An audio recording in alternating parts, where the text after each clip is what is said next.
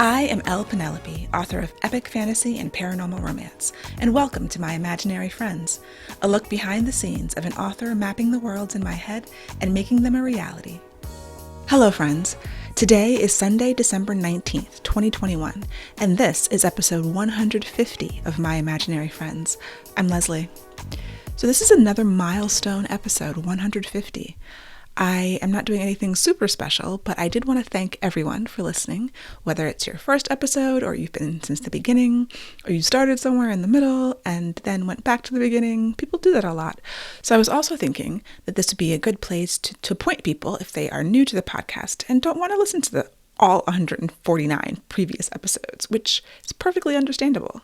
Sometimes people are like, oh, well, where should I start? So I will do a brief reintroduction to myself for anyone new or recent, and then get into what we usually do here. I'm Leslie. I write as Penelope. I will be writing as Leslie Penelope pretty soon, and I primarily write fantasy and paranormal romance. I started out completely self-published, and then my series Earthsinger Chronicles was picked up by St. Martin's Press. It is a fully complete epic fantasy series ready to binge, 4 novels, 3 novellas, and there's a reading order on my website if you are interested in such things. I also have some self-published paranormal romance out, the Angelborn series, which is 2 books, and then some short stories. And yeah, I just love magic and people falling in love and going on adventures and sometimes struggling with themselves and the world that they live in. On this podcast, I mostly talk about what's going on with me that week, my writing projects, the ups and downs that I go through, and sometimes things that are happening in the publishing and writing world and the larger world. The goal is to give you the behind the scenes of my life as a writer, as someone who is self-publishing and doing traditional publishing and juggling a day job as well and regular life stuff. So welcome. I hope that you enjoy it. Thank you for being here, however long you've been here. I really, really do appreciate you. And yeah, so this week's best thing is the Am I the Asshole post about the cats. My brother texted me all of these screenshots of these posts, and they were out of order. And I was like, what is happening here? I don't know what I'm reading. And so I was like, oh, this seems like an Am I the Asshole post. I went on Twitter because I'm not really on Reddit. And if you're not aware, it originated on Reddit. It is like a message board. People write in. It's sort of like an advice column, but it's crowdsourced. So they write in to say, this thing happened. I did this thing. Am I the asshole? I love it. I'm addicted to it. I also love all advice columns. Like I will sit there and just doom scroll advice columns from Carolyn Hacks and Washington Post to Dear Prudence. I will just like read them for hours on end. There's something very cathartic about reading about other people's problems, and it makes me feel like mine aren't so bad. So this one was not even a problem. It was just a hilarious situation at this person's workplace. And I will link to it in the show notes. It concerns 2 cats named Jean and Jorts, or Yorts, I'm not sure what country they're in, and Pam. And these are workplace cats. And you might have seen this. It made the rounds. It's very funny. And if you're a cat lover like I am, I have 2 cats and 2 dogs, if you are one of the newbies. None of them, actually, both cats are in the room right now, but they tend to be pretty quiet. The dogs, not so much. In my writing update, so I am working on several projects at the same time. I will give you a brief rundown. My paranormal romance, Savage City, is with the proofreader. I expect that back sometime soon, and we'll be setting a release date and a pre-order and a cover reveal and all that good stuff sometime very soon. I am going to begin working on the copy edits for The Monsters We Defy, which is the 1925 fantasy heist novel coming out next August from Orbit. That is in my inbox. I decided not to work on it this week. That gives me 2 more weeks to finish the copy edits, which should be plenty of time, I think, theoretically. I am plotting the second Orbit book. I'm working on that a little bit every day because I really do want to have a synopsis by the end of this month, which will be in mere days. I'm getting closer. Like working on it for at least an hour every day is really working. I had this kernel of an idea that I'm trying to, build into an actual synopsis that I can send to my editor and then have enough to begin writing. So there's still a lot I need to know, but I've been talking it out with my friends. I've been just devoting a lot of thinking time to it, researching, note-taking, brainstorming, brain mapping. I'm throwing everything at this.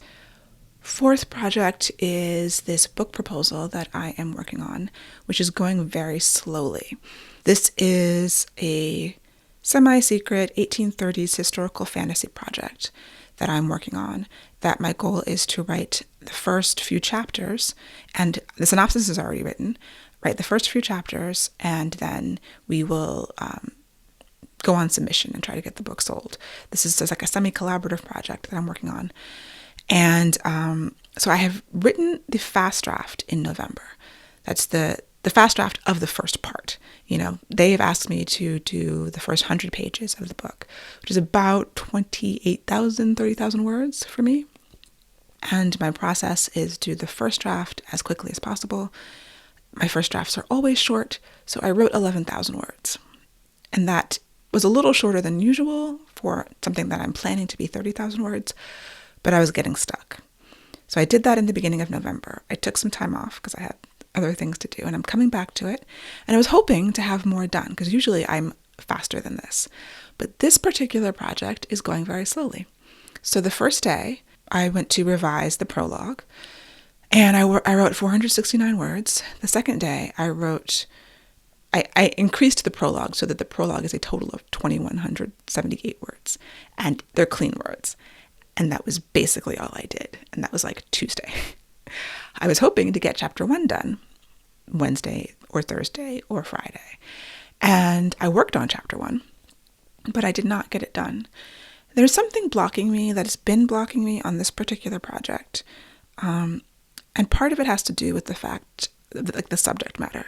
So it is historical fantasy. It has to do with real people who lived in the world. Now, we don't know much about these people, but they were real. There's magic, and there's just elements in place that have a connection to today and to real people today that I feel like I need to be respectful of. It concerns a part of Black history and Black culture and mythology that is often portrayed very poorly, and I'm very cognizant of that. Like, it's very important to me to, if not do it accurately, because you can't do it accurately, to do it respectfully. And so there's a lot of things in my head regarding this, and I have to figure out my approach, especially for this magic system, and how I'm going to portray it. And A, to be respectful, and B, just what does it look like in my book, in my world, in this version of this world that I'm creating? What is this thing? So that is one of the reasons, like, every time I'll write a few sentences and I'll stop, or I'll take one approach to it and I'll be like, I don't know. And I feel like if I can get past the first chapter, I'll be fine. I'll have some momentum. And I thought I was getting that momentum because the prologue takes place in a different time period. It's like 100 years later. There's a framing device for this story. So I got into it, it took me a couple of days to get into it in the prologue, and I found it. And I was like, okay, I have to do that again in the first chapter because it's, different characters, a different time period. And the bulk of the book is now unfolding. So I need to give myself a little grace because, this is the first chapter. And even though I'm technically revising a first draft, for me, that means completely rewriting every word. Like, just about every word gets rewritten. Fast drafts are incredibly helpful for me to get the story out, to meet the characters, to figure out the settings, or at least begin imagining the settings. But nothing in them remains. I'm reminded of a class I took with author Dolan Perkins Valdez many years ago now.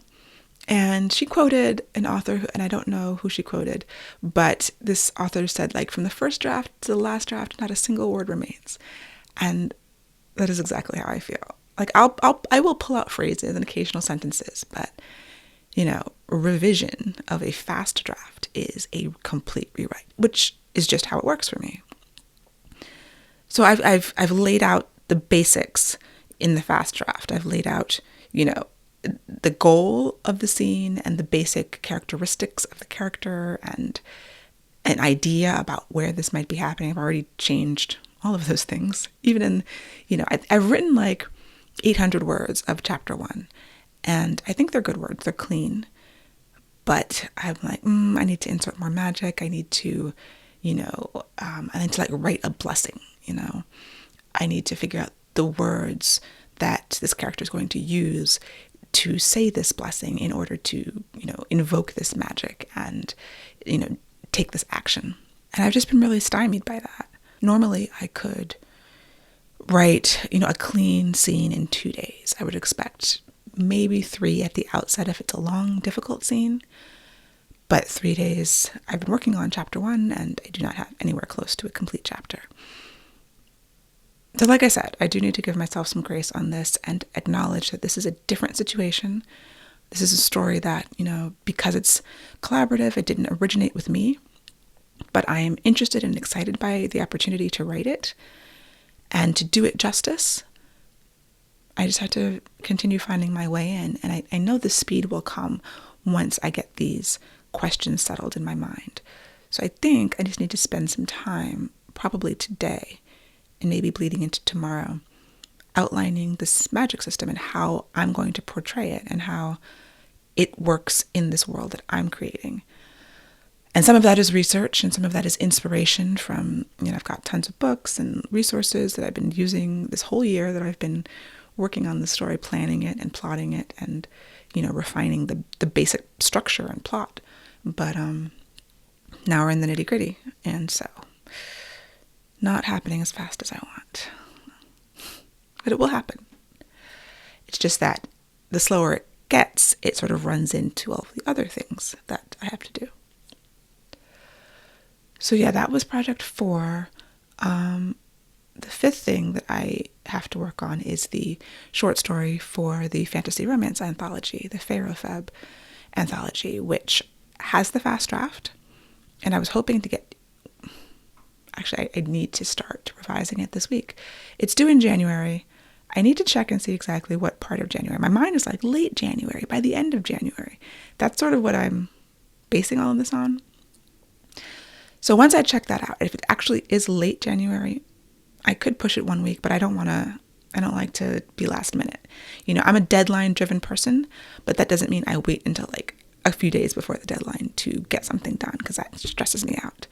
If this is a 10,000 word short story, it is a Little Red Riding Hood reimagining, gender swapped with like shifters. And I don't think I'm going to have to rewrite every word of this fast draft. I think this fast draft was a little bit cleaner, although I did make a lot of discoveries, and I know I'm going to have to change large swaths of it, so maybe it will be an every word rewritten type of thing again. But yeah, that's number 5. And I think that's it. So yeah, that's a lot. And it's really, for me, about managing my time. I've been managing my creative energy as much as possible and just pushing through and getting it done. This week was Worldcon. The last day is actually today as I record this. It happened in DC. It's DisCon 3. I did my coffee clutch. It was a lot of fun.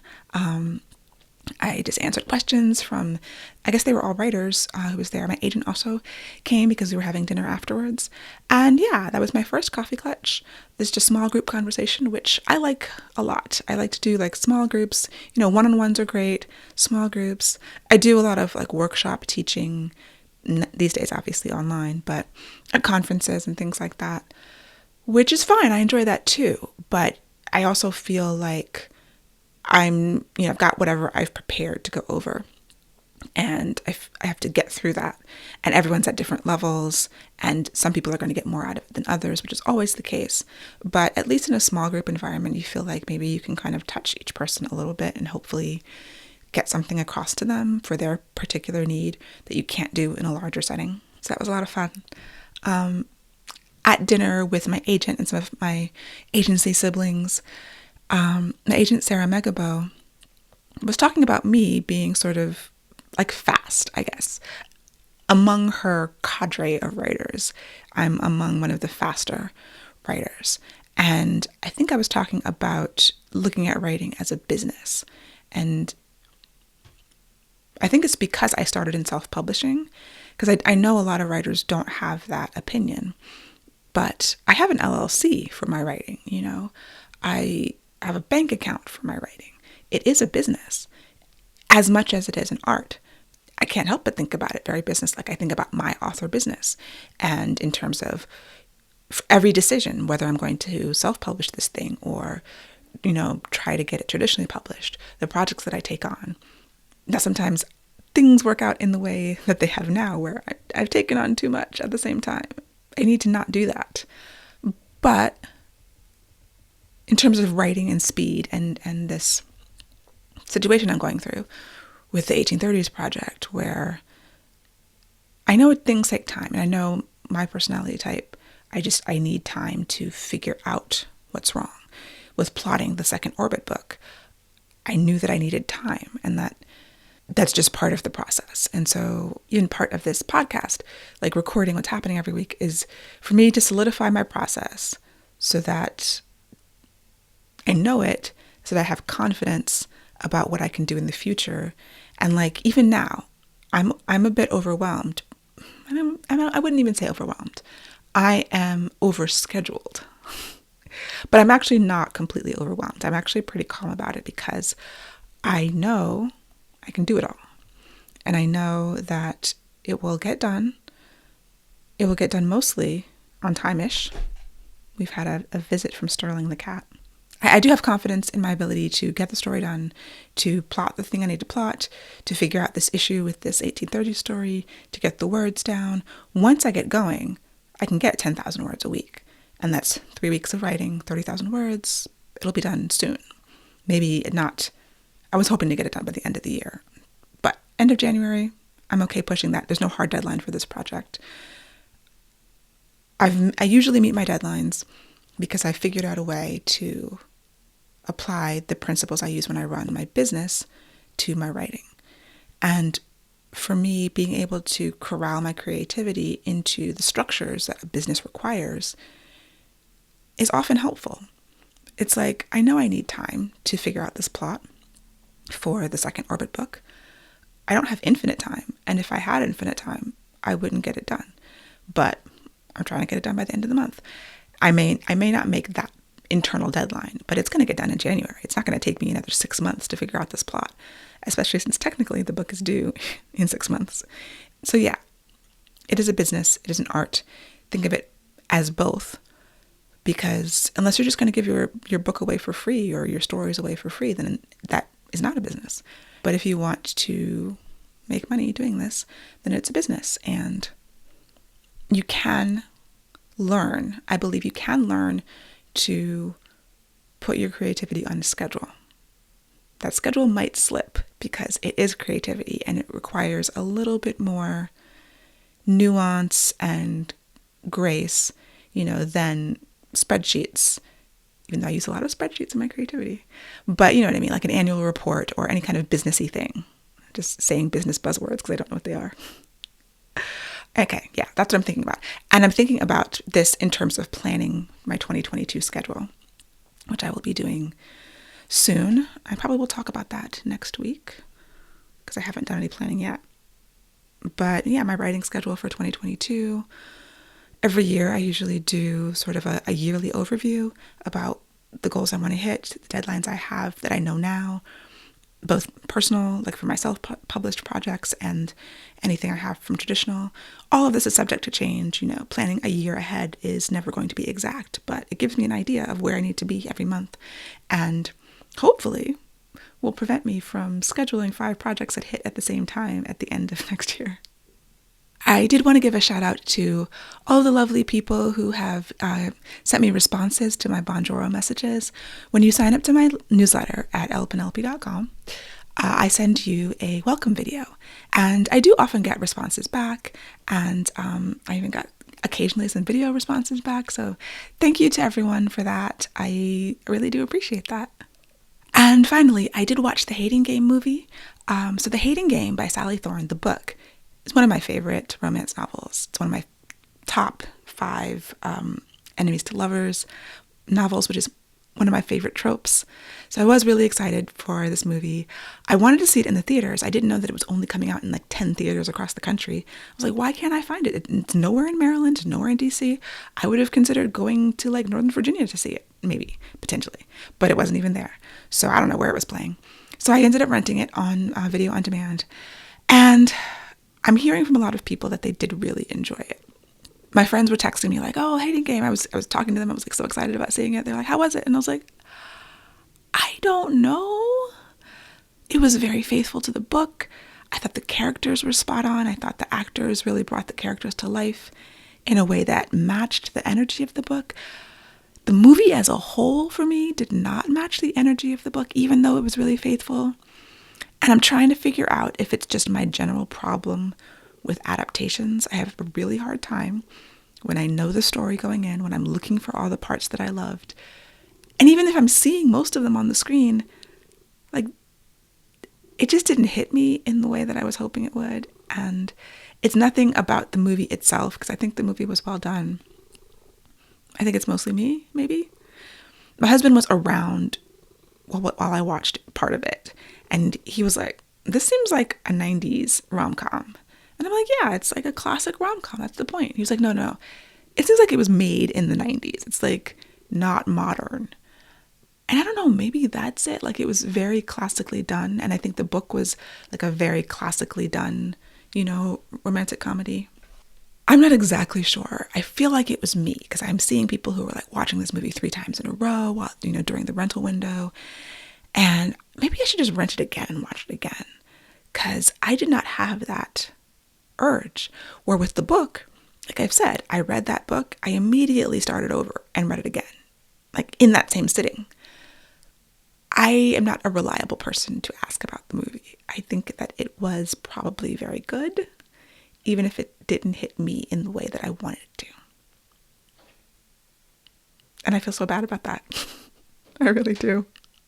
And that is it for me for this week. My goals for this coming week: get more words on this 1830s project, continue working on the plot for Orbit Book 2, copy edits for The Monsters We Defy. This is too many goals as I'm listing them, because I do have to start revising that short story for the fantasy romance anthology. It's Christmas week, so maybe I will just take some time off work so I can get all these things done. I'm self-employed, so I sort of just don't take official days off unless I'm traveling. And even then I have to check my email. I'm always kind of on call as a website developer. But yeah, it's occurring to me as I list these things that that's not a possible, those are too many goals for my writing week, and something has to give. So we will see. Stay tuned, and I will let you know next week. So yeah, I hope that you have a wonderful week. Merry Christmas and Happy Holidays, and I will talk to you next week. For episode show notes and to sign up for the Footnotes newsletter and have the show notes in your inbox, go to myimaginaryfriendsshow.com. Subscribe wherever you get your podcasts and watch the video episodes on YouTube. I would really appreciate a rating or review to help support the show. And My Imaginary Friends is part of the Frolic Podcast Network. For more fantastic podcasts, go to frolic.media/podcasts.